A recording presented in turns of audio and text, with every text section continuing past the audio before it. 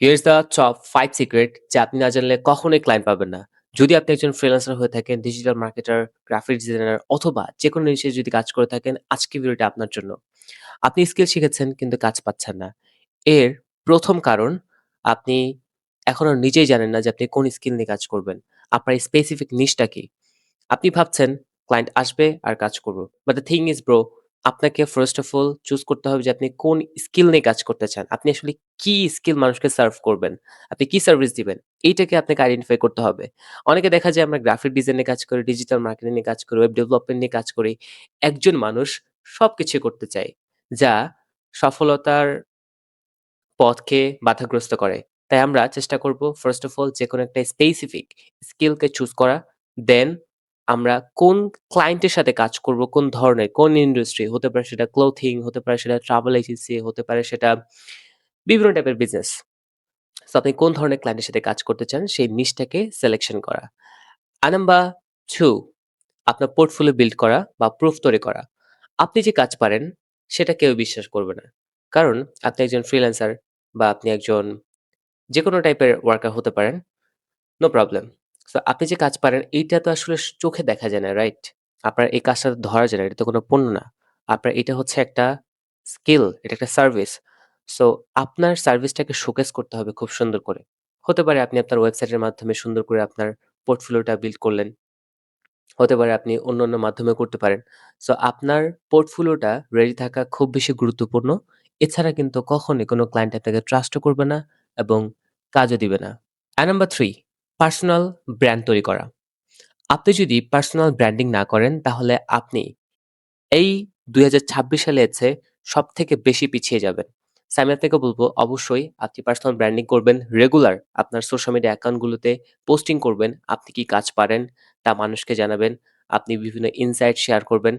এই যে দেখেন, আমি যে আপনাদের সাথে রেগুলার কনটেন্ট শেয়ার করছি, বিভিন্ন ইনসাইট শেয়ার করছি, এর মাধ্যমে আপনারা বুঝতে পারছেন যে আমি কোন বিষয়ে ভালো জানি।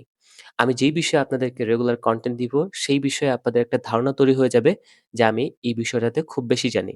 কখনো যদি আপনাদের এরকম বিষয়ে সার্ভিস প্রয়োজন পড়ে, আপনারা কিন্তু অবশ্যই আমাকে রিচ আউট করবেন, রাইট? সো এরকম যখন কোনো একজন ক্লায়েন্ট আপনার প্রোফাইলে আসবে, আসার পরে দেখবে বিভিন্ন সোশ্যাল প্রুফ অলরেডি আপনার অনেক সোশ্যাল মিডিয়া পোস্ট রয়েছে। বিভিন্ন পোস্টের মাধ্যমে কিন্তু ক্লায়েন্ট আপনার সম্পর্কে এনাফ আইডিয়া পাবে, যা অনেক বেশি গুরুত্বপূর্ণ। তাই অবশ্যই পার্সোনাল ব্র্যান্ডিং এই ২০২৬ এ এসেও যদি আপনি না করে থাকেন, তাহলে আমি বলব যে আপনি সত্যিই অনেক বড় ভুল করছেন। তাই এখন থেকেই আপনার পার্সোনাল ব্র্যান্ডিং করা শুরু করে দেন। আপনার Facebook, Instagram, LinkedIn যতগুলো সোশ্যাল মিডিয়া প্রোফাইল আছে ফার্স্ট অফ অল এগুলোকে সুন্দর করে সেট আপ করবেন এবং রেগুলার ব্র্যান্ডিং করে পোস্টগুলো করবেন। ইনশাআল্লাহ আশা করছি আপনি সোশ্যাল মিডিয়া থেকেই খুব ভালো একটা আউটপুট পাবেন। নাম্বার 4, এখন আপনাকে তৈরি করতে হবে আপনার অফার অ্যান্ড প্রাইসিং। আপনি কি সার্ভিস দিবেন অ্যান্ড সেই সার্ভিস নেওয়ার পরে একজন ক্লায়েন্ট আপনাকে কি আউটপুট পাবে, আপনার ওই সার্ভিসের জন্য আপনি কত টাকা চার্জ করবেন, এই pricing and offer and packages এই বিষয়গুলো আপনাকে সেটিং আপ করে ফেলতে হবে। যা আপনার কাজকে অনেক বেশি সহজ করবে এবং ক্লায়েন্ট ক্লোজিং ডিল আপনার জন্য অনেক বেশি ইজি হয়ে যাবে। Number 5, client targeting and outreach plan তৈরি করা।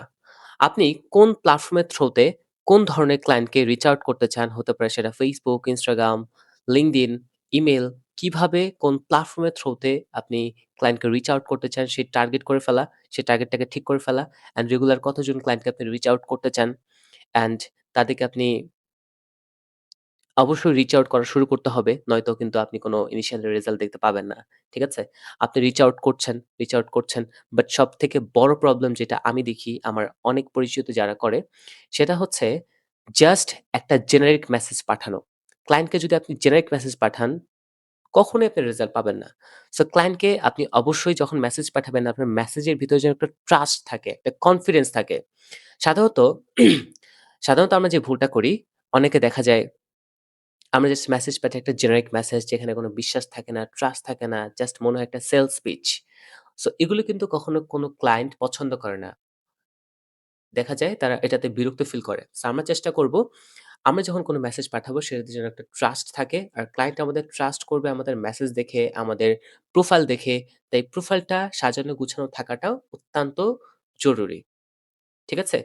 সো আপনার লাস্ট নাম্বার 5 কাজটা হচ্ছে যে টার্গেটিং করে ফেলা and platform selection, reach out করা শুরু করা। That's a thing. ইনশাআল্লাহ এভাবে চেষ্টা করলে আপনারা খুব ভালো একটা রেজাল্ট আশা করতে পারেন। অ্যান্ড সবথেকে বেশি গুরুত্বপূর্ণ যেটা হচ্ছে মেসেজ। আপনি কি মেসেজটা পাঠাবেন? এই মেসেজটা আপনাকে আসলে আউটকাম দিবে। সো আপনার মেসেজটা যদি ঠিক না থাকে আপনি কিন্তু কোনো আউটকাম আশা করতে পারেন না। সো মেসেজ লেখার জন্য আমি একটি প্রম্পট তৈরি করেছি। যেই প্রম্পট ব্যবহার করে আপনি ডিজিটাল মার্কেটার হন বা যেকোনো সেক্টরে কাজ করেন নো প্রবলেম। আপনি ওই সিঙ্গল প্রম্পটটাকে ব্যবহার করে আপনার ইনফরমেশন গুলো কাস্টমাইজ করে অ্যান্ড ক্লায়েন্ট ইনফরমেশন দিয়ে আপনি প্রত্যেকটা ক্লায়েন্টের জন্য পার্সোনালাইজড মেসেজ তৈরি করতে পারবেন। যা কোনোভাবেই জেনেরিক না এবং আমি সেটা কয়েকবার টেস্ট করেছি। আশা করছি সেই টেমপ্লেটটি বা প্রম্পট ইউস করে আপনি যে মেসেজ আউটপুট পাবেন এআই জেনারেটেড ওটা অবশ্যই হিউম্যানাইজড হবে কিছুটা। আপনি যদি নিজে থেকে কিছু কাস্টমাইজ করতে পারেন তাহলে তো কথাই নেই। আশা করছি সেটা ব্যবহার করে আপনারা খুব ভালো একটা আউটপুট পাবেন।